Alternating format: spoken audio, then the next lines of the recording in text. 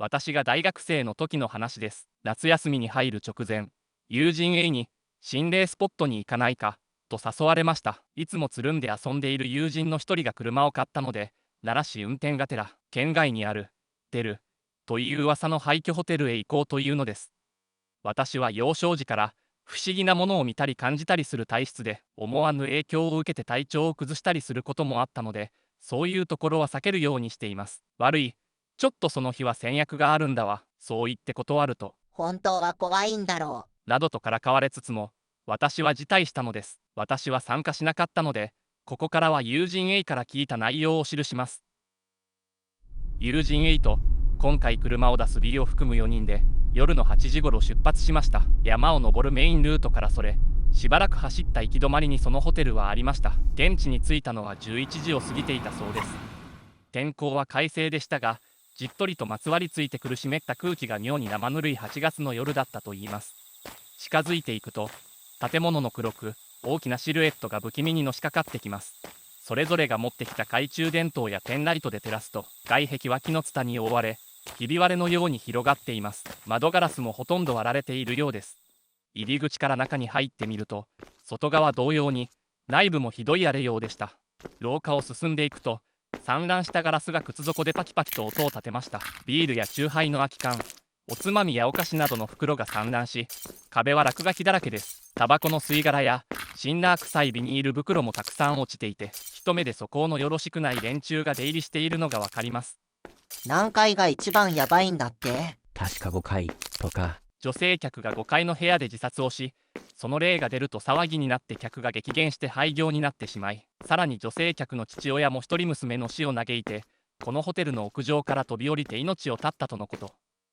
とりあえず全部の階を回って上まで行ってみるかと階段を上がって各階を見てみましたが、天井や壁がところどころ崩れて、電気の配線がむき出しになっていたり、荒れ放題ではありましたが、廃墟の建物にありがちな珍しくもない光景でした。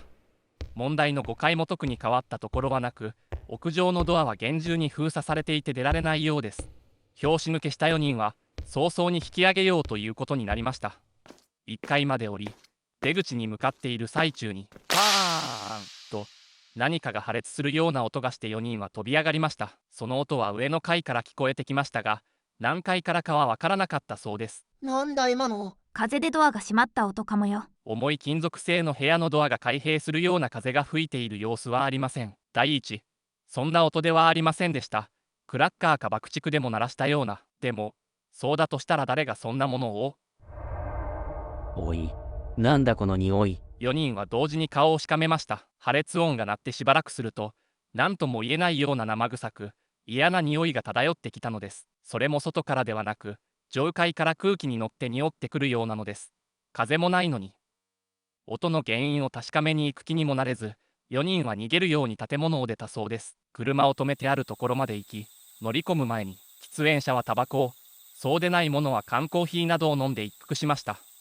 ちょっと離れたところから建物を眺めていると、だんだんと気分が落ち着いてきて、車に乗り込む頃には、軽口を言い、笑い合うほどリラックスしていました。なんてことなかったな。そんなこと言いながらお前、結構ビビってたじゃん。お前こそ一番先にホテルを出ようとしてただろうが。車を発進させて口々に言い合っていると、突然道のそばの雑木林から白い人影が飛び出してきました。慌てて急ブレーキをかけましたが、鈍い衝撃音があり、ボンネットの上を弾んで後方へ飛んでいったのです。やっちまった。運転していた B がすぐ飛び出していき、友人 A を含めた3人も後に続いて降りたのですが、いくら探しても被害者の姿はなく、ボンネットも無傷でした。確かにぶつかったよな。うん。白い服を着た女に見えたけど。その後もかなり時間をかけて周囲を探しました。道を挟んだ雑木林の中を2人1組でライトを照らして探索しつつ、50メートルほど徒歩で後戻りして、左右を交代して確認しつつ、車を置いてあるところまで戻りましたが、被害者の姿は見つからず、車も念入りに調べましたが、人とぶつかった痕跡は全く見当たりません。道にブレーキ痕はありますが、血一滴落ちていませんでした。どうする？こういう時はどうすればいいのか、警察には届けた方がいいのか、4人で顔を見合わせて途方に暮れていましたが、一応警察に電話するかという空気になった時、1台の車が通りかかりました。それは予約者の表示を出したタクシーで4人の様子を見たらしく、初老の運転手さんがどうかしましたか？と車を降りてきてくれました。4人はすがる思いで運転手さんにさっきあったことを話し、こういう時どうしたらいいかを尋ねました。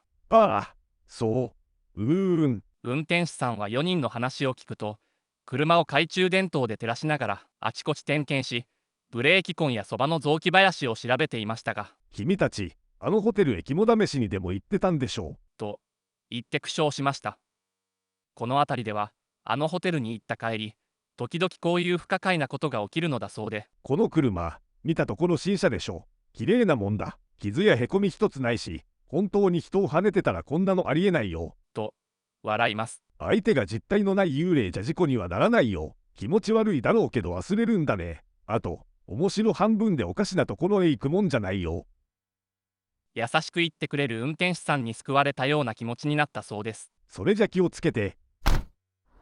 去っていくタクシーに4人は深々と頭を下げて礼を言い、車に乗り込んだのでした。幽霊を跳ねたって縁起でもねえな。でもあの人が通りかかってくれてよかったよな。助かったな。いやー、本当に。さっきの出来事は気味が悪いものの、車内はホッとした空気に包まれていました。